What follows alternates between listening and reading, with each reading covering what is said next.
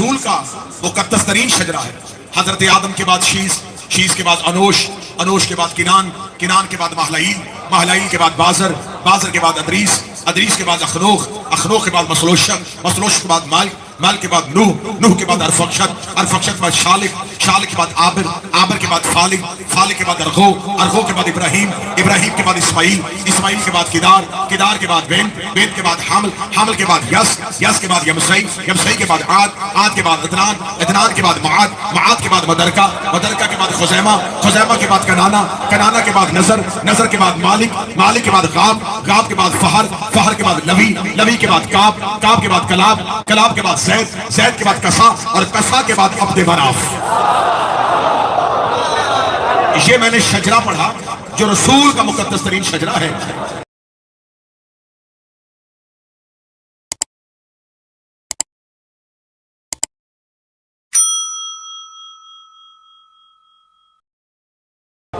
اگر ہم تاریخ میں تھوڑا پیچھے جائیں تو رسول کے دادا حضرت عبد مناف، متوجہ میری جانب رہیے گا. یہ شجرہ رسول، یہ رسول کا، کیونکہ خدا نے قرآن میں 2 شجروں کا ذکر کیا، ایک شجرہ خبیثہ اور ایک شجرہ طیبہ. اور یہ ضروری ہے کہ اگر شجرہ طیبہ ہے تو پھر شجرہ خبیثہ بھی ہے. شجرہ طیبہ کی خدا نے وضاحت کی ہے کہ اس کی اصل توحید کے ساتھ ملی ہوئی ہے، اس کی شاخیں آسمان تک جا رہی ہیں. تمام مفسرین نے لکھا کہ شجرہ طیبہ سے مراد یہ اہل بیت ہے، یہ آئمہ اطہار ہے. اگر شجرہ طیبہ یہ ہے تو پھر اس کا مطلب ہے کہ شجرہ خبیثہ بھی وہ ہوگا جو ہر دور کے امام کے سامنے آیا ہوگا.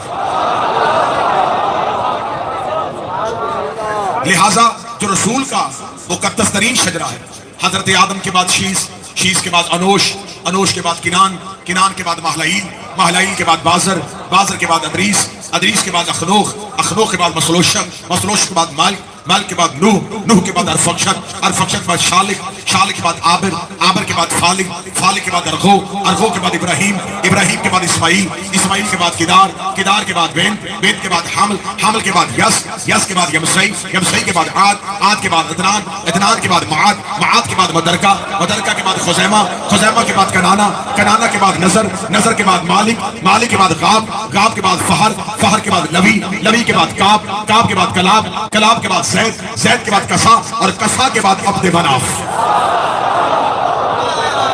یہ میں نے شجرہ پڑھا جو رسول کا مقدس ترین شجرہ ہے، جس کی شاخیں آسمان پہ ہیں اور جس کی جڑیں جو ہیں وہ توحید کے ساتھ ملی ہوئی ہیں.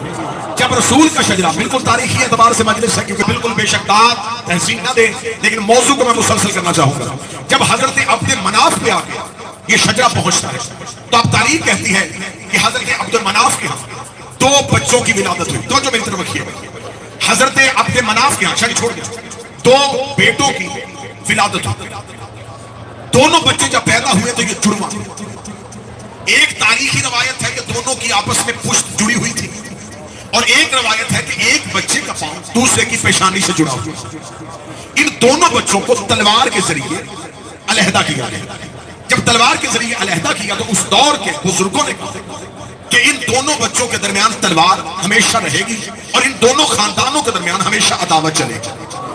عبد مناف کے ایک بیٹے کا نام عبد الشمس تھا، دوسرے بیٹے کا نام عمر تھا، جن کو علیحدہ کیا گیا. یہ دونوں، یہ رسول کا خاندان پڑھ رہا ہوں، اور ایک بہت بڑی تاریخی دہشت گردی اس کا جواب دینے لگا، جو کہا جاتا ہے کہ اموی رسول کے رشتہ دار تھے. آج اس کا جواب میں کربلا سے اس منبر سے دینے لگا ہوں کہ حقیقت میں اموی کون تھے جنہیں شجرہ طیبہ سے ملانے کی کوشش کی جا رہی ہے.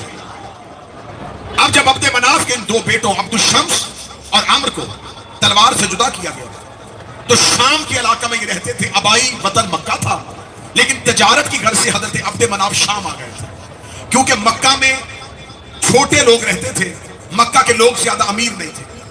لہٰذا یہ تجارت کرنے کے لیے قریبی مضافاتی علاقوں میں جاتے تھے.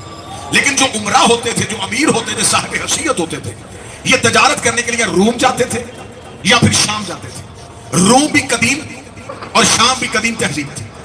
حضرت عبد مناف شام آ چکے تھے. عبد مناف کے ہاں جب 2 بیٹوں کی ولادت ہوئی اور تلوار سے علیحدہ کیا، عبد الشمس شام رہ گئے اور عمر جو ان کا بیٹا تھا یہ اپنے آبائی وطن مکہ آ گیا. یہ تجارت شام کرتے تھے، کاروبار شام کرتے تھے, رہائش شام میں رکھتے تھے, زیادہ وقت مکہ میں گزارتے تھے. حضرت عمر جب مکہ میں پہنچے تو اس وقت مکہ میں قحط پڑ چکا تھا. لوگ پانی کی بوند کو ترستے تھے, لوگوں کے گھر کھانے کو کچھ نہیں تھا. عمر نے اس بات کو بہتر سمجھا کہ بجائے میں شام میں جا کے عیش و عشرت کی زندگی گزاروں, جس علاقے سے میرے آبا و اجداد ہیں, اگر وہاں بھوک ہے, وہاں پیاس ہے, تو مجھے یہاں رہنا چاہیے. انہوں نے اپنے خزانہ کا منہ کھول دیا اور انہوں نے اپنے گھر میں دسترخوان لگا دیا اور مکہ والوں سے کہا کہ آج کے بعد تم نے اپنے گھروں سے کھانا نہیں کھانا, پورا مکہ میرے دسترخوان سے آ کے کھانا کھائے. یہ کتنی دیر مسلسل رہا؟ 4 مہینے مسلسل اہلیان مکہ عمر کے گھر سے کھانا کھاتے رہے. جب پہلے دن دعوت کا اہتمام ہوا تو وہ دعوت کا اہتمام کیا تھا, عمر نے اونٹ ذبح کروائے, اونٹوں کا گوشت بنایا, ان کے شوربے میں روٹی بھگوئی. یہ آج بھی ڈش جتنے عربستان کے ملک ہیں, عربوں کے, اسے سرید کے نام سے یاد کیا جاتا ہے, آج بھی یہ عربوں کی پسندیدہ ڈش ہے.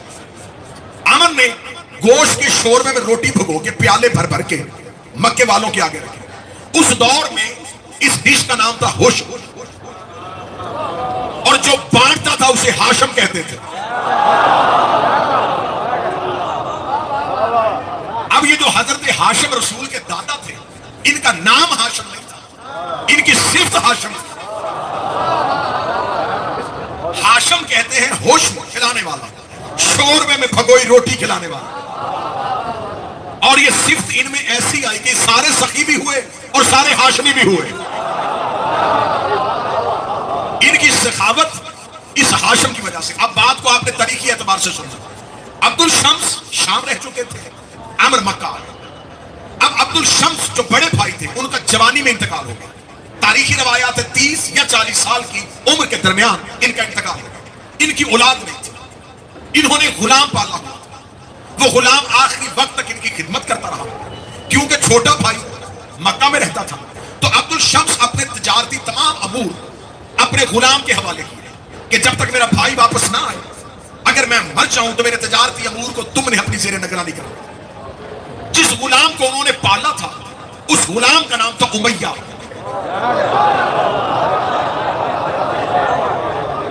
کیونکہ آج مجھے موضوع کو مکمل کرنا ہے تو اس لیے میں بڑی جلدی سے تاریخ آپ کے سامنے پڑھوں. یہ بیٹا نہیں تھا, یہ غلام تھا. اور عربوں کے یہاں بھی ناصر شاہ صاحب یہ طریقہ کار تھا کہ عرب غلام کو بھی بعض اوقات اس کا بیٹے کے نام سے منسوب کر دیتے تھے. اب جب حضرت ہاشم, کیونکہ میں عمر نام نہیں لوں گا, ہاشم نام, اب جب ہاشم شام پہنچے تو پتا چلا کہ میرے بھائی کا انتقال ہو چکا ہے. ان کا سامان تجارت, ان کا کاروبار کس کے پاس ہے؟ ان کا غلام امیہ دیکھ رہا ہے. انہوں نے اس غلام سے کہا کہ میرے بھائی کا جتنا بھی کاروبار اور بزنس اور تجارت ہے وہ میرے حوالے کا. اس کا نہیں, کیونکہ انہوں نے مجھے بیٹا کہا تھا لہذا وہ میرے نام لکھے, اس کا میں نگران ہوں. اب حضرت ہاشم اتنے بڑے تاجر تھے کہ انہیں اس سامان سے کوئی غرض اور غایت نہیں تھی, لیکن امیہ سے ہاشم کی دشمنی چل پڑی. اب جناب ہاشم شام رہے. جناب ہاشم کا ایک چھوٹا بھائی تھا مطلب. ہاشم کے ہاں بیٹے کی ولادت ہوئی تو ہاشم نے اپنے بھائی مطلب سے کہا کہ کیونکہ امیہ میرا دشمن بن گیا ہے, میں نہیں چاہتا کہ میرے مرنے کے بعد یہ میرے بیٹے کو اذیت ہے, تو لہٰذا تو میرے بیٹے کو لے کے مکہ چلا جا. مکہ ہمارا خاندان آباد ہے, وہاں میرا بیٹا محفوظ رہے گا. ہاشم کا چھوٹا بھائی مطلب حضرت ہاشم کے بیٹے کو گود میں اٹھا کے اونٹ میں بیٹھ کے مکہ کی طرف چلا گیا. جب مکہ میں پہنچا تو مکہ والوں نے ہاشم کے بیٹے کو نہیں دیکھا تھا, ہاشم کے بھائی مطلب کو جانتے تھے. انہوں نے مطلب کی گود میں بچہ دیکھا تو اسے کہا عبد المطلب, یعنی مطلب کا غلام. اصل نام عبد المطلب نہیں تھا, اصل نام تھا شیبۃ الحمد. جو کہتے ہیں نبی کا خاندان مسلمان نہیں تھا, یہ کیسا کافر خاندان تھا؟ کوئی عبداللہ ہے, کوئی شیبۃ الحمد ہے. بڑی جلدی جلدی صدیوں کا سفر لمحوں میں کروانے لگا. اب عبد المطلب جو ہے حضرت ہاشم کے بیٹے, یہ مکہ آ کے آباد ہوئے. آباد بھی نہیں ہوئے, انہوں نے خانہ کعبہ کا نظام اپنے ہاتھ میں لے لیا. یہ حاجیوں کو کھانا کھلاتے تھے. یہ وہی عبد المطلب ہے, میں ایک تاریخی حوالے سے یاد کروا دوں. جب ابرہا خانہ کعبہ کو گرانے کے لیے آیا تھا تو اس نے آتے ہی حضرت عبد المطلب کے اونٹ پکڑ لیے تھے. اور یہ ہاشمیوں کا طریقہ کار تھا کہ یہ اپنے اونٹوں کے گلے میں کلادہ نہیں ڈالتے تھے.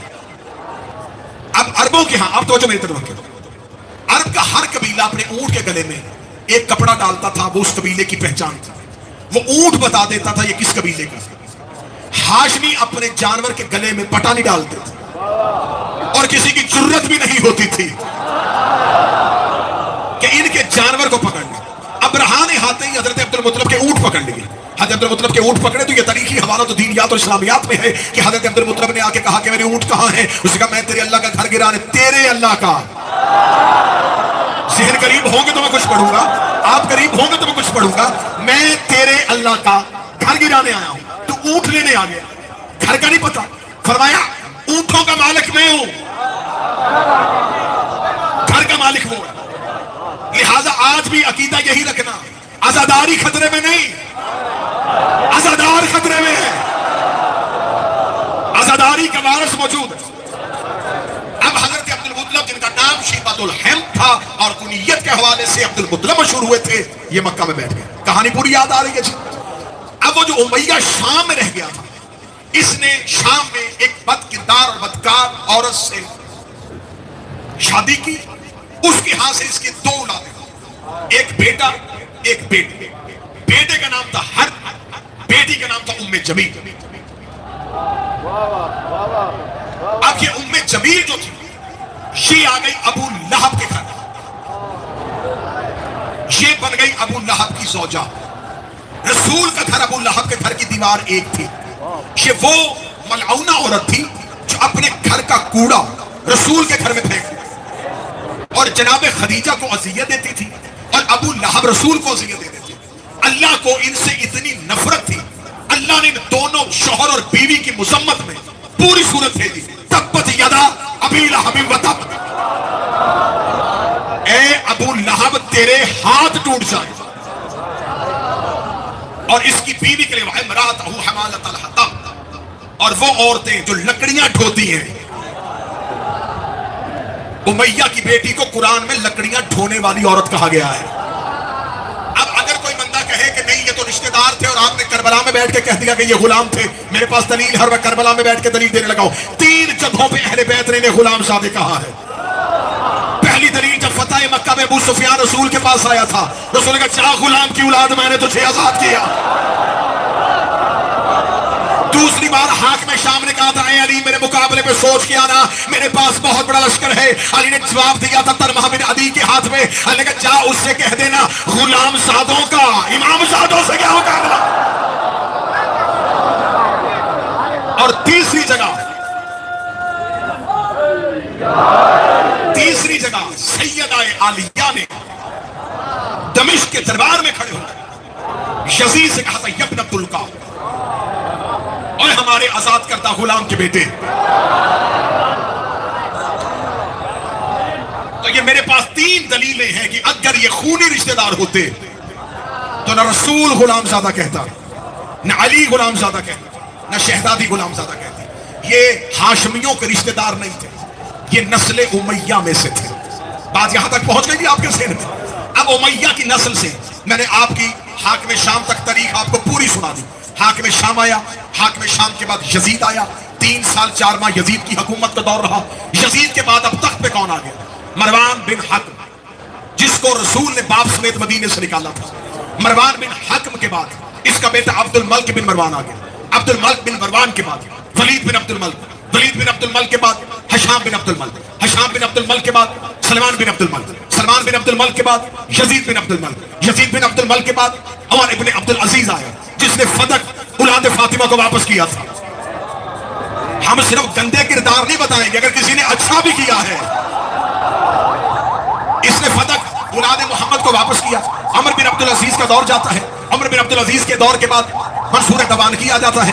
منصور دوانکی کے بعد ہارون رشید آ جاتا ہے، ہارون رشید کے بعد مامون رشید آ جاتا ہے، مامون رشید کے بعد مہدی عباسی آ جاتا ہے، مہدی عباسی کے بعد ہادی عباسی آ جاتا ہے، پھر معتصم باللہ آ جاتا ہے، پھر محتسب باللہ آ جاتا ہے، پھر موثق باللہ آ جاتا ہے، پھر متوکل آ جاتا ہے، پھر معتمد آ جاتا ہے۔ ادھر خلافت کہاں سے چلی اور کہاں گیا گئی؟ ادھر عبد مناف کے بعد عبد المطلب آ جاتا ہے، عبد المطلب کے بعد عبداللہ آ جاتا ہے، عبداللہ کے ساتھ ابو طالب آ جاتا ہے، عبداللہ سے محمد آ جاتا ہے، ابو طالب سے علی آ جاتا ہے، ابو طالب کا بیٹا ہوتا ہے، محمد کی بیٹی ہوتی ہے، دونوں کی آپس میں شادی ہوتی ہے، ادھر سے حسن آ گیا، ادھر سے حسین آ گیا، ادھر سے سجاد آ گئے، ادھر سے باقر آ گئے، ادھر سے جعفر آ گئے، ادھر سے قاسم آ گئے، ادھر سے رضا، ادھر سے طارق گیا، ادھر سے نکی آئے، ادھر سے عسکری آئے، ادھر سے اموی مر گئے، عباسی مر گئے، دربار اجڑ گئے، بادشاہ قبروں کی جہنم میں چلے گئے، امامت کا وارث کل بھی زندہ تھا۔